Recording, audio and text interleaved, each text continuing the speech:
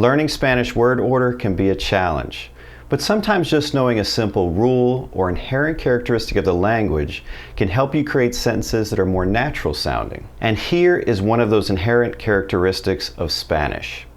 Spanish does not have dangling prepositions.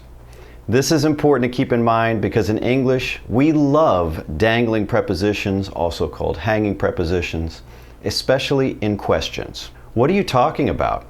Who are you talking to? Who did you go to the store with? Do you see that about, the to, and the with? Those are dangling prepositions. Now, we don't just use them in questions, we use them in statements like this one. That's the lady that I work with. See that with? You know what that is, right? Obviously, we can't translate these types of sentences word for word from English into Spanish because of that inherent characteristic. You know what it is. Spanish doesn't have dangling prepositions. So in this video, I'm going to talk about what to do instead.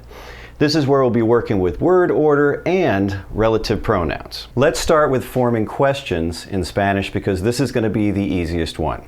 Take a look at our English. Who did you speak with? Who are you talking about? What are you thinking about?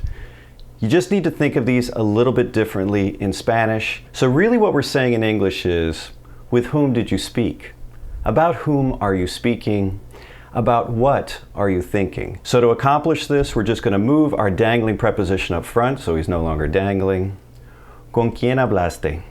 ¿De quién hablas? ¿En qué piensas? Now, in that last one, you might have been thrown off by the preposition we had up there because we're really saying, in what are you thinking? And this is a perfect example of why you need to learn Spanish verbs with the appropriate preposition. Here's another example of a verb in Spanish that takes a preposition. This one's, more expected. Casarse con. To get married with someone, to someone. But we're going to be using this with con all the time. So that's how you have to think of it. So knowing that that is our verb and preposition, we just talked about how to make questions. Do you think you can make this question? Who did you marry? And think of it more as, with whom did you get married? Got it? ¿Con quién te casaste? ¿Con quién te casaste? Try this one. Who did Maria get married to? Now don't be thrown off by that whole got married to thing. It's still going to be structured exactly the same. Let's see what you came up with. Did you come up with ¿Con quién se casó María? If you did, that was perfect because what we're literally saying is, with whom did Maria marry? Now that you know how to avoid those dangling prepositions with questions, let's move on to statements because this is where things are going to get a little bit more complex. Well, quite a bit more complex. And we're going to get those relative pronouns we talked about. It's going to be a good time. Take a look at this sentence. The man I complained about yesterday is here. With this one, our dangling preposition is in the middle of the sentence, but it's not near the thing we're talking about. That's why it's still dangling. You know which word it is? It's the about. Now to translate this one, we're going to have to know another verb with its common preposition. Quejarse de, to complain about something. This is how we would actually express this in probably one of two common ways. The first one would be my favorite. It is el hombre del que me quejé ayer está aquí. You see, we have del que, and that's because we actually are using el que to refer to the person, and we have the de there because that's the preposition we need, and the de and the el get together and form del. Now the other way you could say it is with quien. El hombre de quien me quejé ayer está aquí. So the el que or del que and the quien, those are relative pronouns. Now we're going to break them down into some categories, and I'm going to be talking about the el que category first.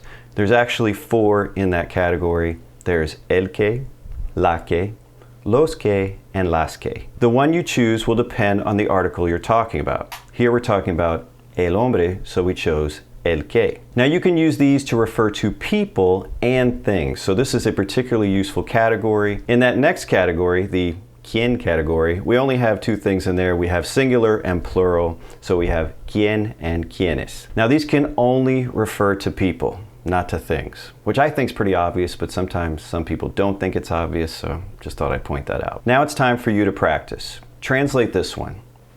The woman that I complained about is here. And go ahead and do it both ways. I don't mind. Ready? La mujer de la que me quejé está aquí. La que. Why? Because it's the woman, la mujer. And what's the other way we could do it? La mujer de quien me quejé está aquí. You got those? Good. Let's try another one. The dogs that I complained about are outside. Ready? Los perros de los que me quejé están afuera. Did you get that? We don't have the other option with quien or quienes. Why? Because they're dogs, right? They're not people. So that's the limitation in using that form.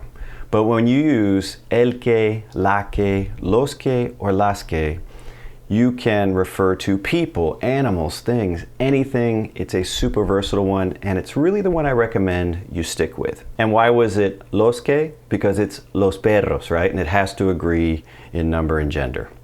Man, see the patterns? Spanish is all about learning patterns, and this is just pattern-laden here. There are actually other options here that I didn't discuss. There's another category, and here it is, el cual, la cual, los cuales, and las cuales. These are going to work like the el que category, but they are a bit more formal, so I still recommend you fall back on that other category. Still, if you want to sprinkle these in to kind of break it up, that's fine. Foreigners tend to overuse them because they want to sound so fancy, but in certain circumstances, as you get better with relative pronouns, you're going to find that perhaps they're preferred. One of those areas is after prepositional phrases. A prepositional phrase is just a preposition that consists of more than one word. After prepositional phrases, a lot of times people will opt for this category. The box inside of which the next clue is located is on the table. And I know that's kind of long and drawn out, but I just need an example with a prepositional phrase, and here we're using dentro de. La caja dentro de la cual se encuentra la siguiente pista está sobre la mesa. See? De la cual. Does that mean it has to be that way? No. You'll still hear people choose the other one. I was just kind of pointing it out. And to be honest with you, I think that's the only one you need for probably 99% of these. I would just stick with that. That way you're never having to go, oh, I need a prepositional phrase, or I use el que, or no, quien. No, I can't use quien because it's not a person. El cual, maybe el cual. Simplify your Spanish so you can do it quickly in conversations. Even after hearing all that, I know some of you are going to be like, I just love this el cual. That's what I want, Paul. So let's practice that. All right, let's go ahead and practice that. Let's practice both, all right? Take a look at this. This is going to be the verb we're using with the preposition participar en. To participate in something. Pretty useful, I think so. Here is your sentence to translate. You can do it with both of them. The event that we participated in was fun. So here's our first one. El evento en el que participamos fue divertido. Right? El que. Why is it el que? Because it's el evento. El evento en el cual participamos fue divertido. No difference, dealer's choice. One's a little bit more formal. I kind of like el que, but hey, you be you. Oh, what about quien and quienes? Could you have used those in there? No, because an event is not a person, right? Those are very limiting, I think. Here's another common verb for you with its accompanying preposition, asistir a. And that means to attend something like an event, a meeting, a party. And no, the verb is not atender. That doesn't mean the same thing. Don't use that for this. The conference that we attended was interesting. You don't see any dangling preposition there to kind of tip you off. So you're just going to have to think of this a little bit differently because you just learned a verb with a preposition that really needs to be there, right? Asistir a. So we need to think of this more like, the conference to that which we attended was interesting. Does that help at all? I don't know, maybe it doesn't. You need some time to work on that one? You think you got it? Let's go ahead and jump into it, all right? What did you come up with? Did you come up with something like, la conferencia a la que asistimos fue interesante? Something like that. Or maybe you like la cual, right? La conferencia a la cual asistimos fue interesante. Now this was just a brief look at relative pronouns and just one way that they're used. They're used in another really common way that I didn't discuss here because this video would have been much longer.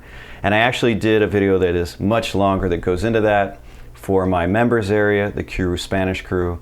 If you'd like to check that video out, along with all of the other exclusive content that I have on that site, which is a lot and I keep adding more, just follow the link that's in the description section of this video. I really hope to see you there.